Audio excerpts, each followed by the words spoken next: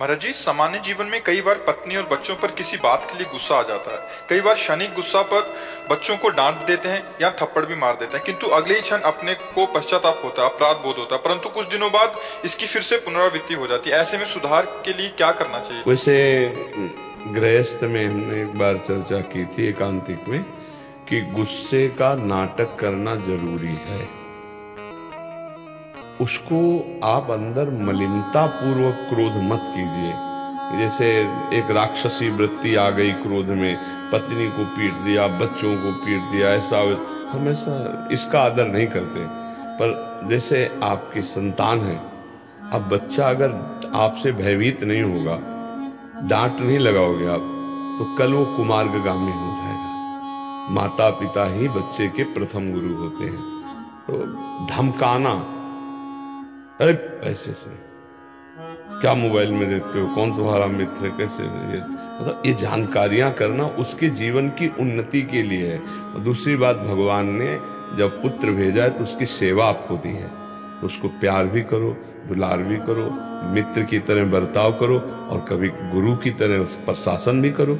तो वो जो राक्षसी प्रवृत्ति के द्वारा जैसे बच्चों को मार, उनकी क्षमता से अधिक पिटाई करना और सब, या पत्नी को झकझोरना, मारना, पीट, ये राक्षसी प्रवृत्ति तो सत्संगियों के लिए उचित नहीं है।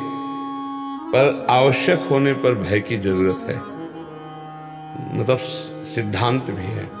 देखो, जैसे बच्चा है या परिवार है, अगर भय नहीं है तो कुमार्गगामी प्रवृत्तियों में परिवार का फंसना निश्चित हो सकता है, क्योंकि ऐसा कुसंग होता है, ऐसी माया की आकर्षण वृत्तियां होती हैं। पवित्र और बिल्कुल शुद्ध जीवन बनाने का योगदान माता पिता का होता है, तो उसमें जरूरत होती डांटने की। एक बार चैतन्य महाप्रभु को डांटा उनके पिताजी ने,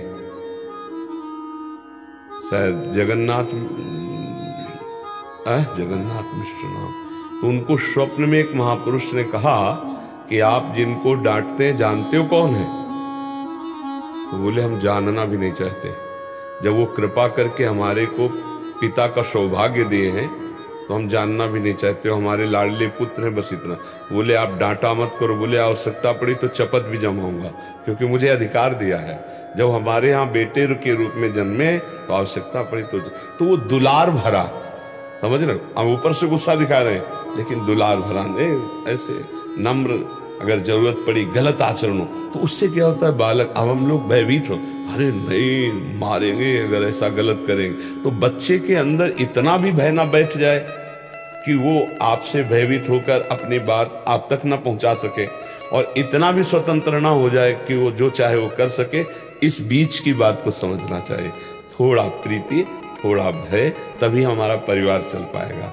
और पत्नी अर्धांगिनी है, अगर उसकी किसी भी क्रिया में हमको थोड़ा सा भी क्रोध आता है तो उसके भी क्रोध को हमें सहन करना सीखना होगा। ये भी बात समझना कि अगर कभी वो गुस्सा हो जाती तो अपने मुस्कुरा के चल देते हैं, फिर जब वो शांत होकर बात कर लेंगे। ऐसे कभी पति को गुस्सा आ जाए तो पत्नी को चाहिए शांत रहना चाहिए, जवाब नहीं देना चाहिए। ये गुस्सा अनुकूलता प्रतिकूलता का भाव जब तक बना रहता है तब तक आती ही है। अनुकूल आया तो हर्षित हो गए, प्रतिकूल आया तो क्रोधित हो गए। तो हम धीरे धीरे आगे बढ़े, पर ये जिम्मेवारी है।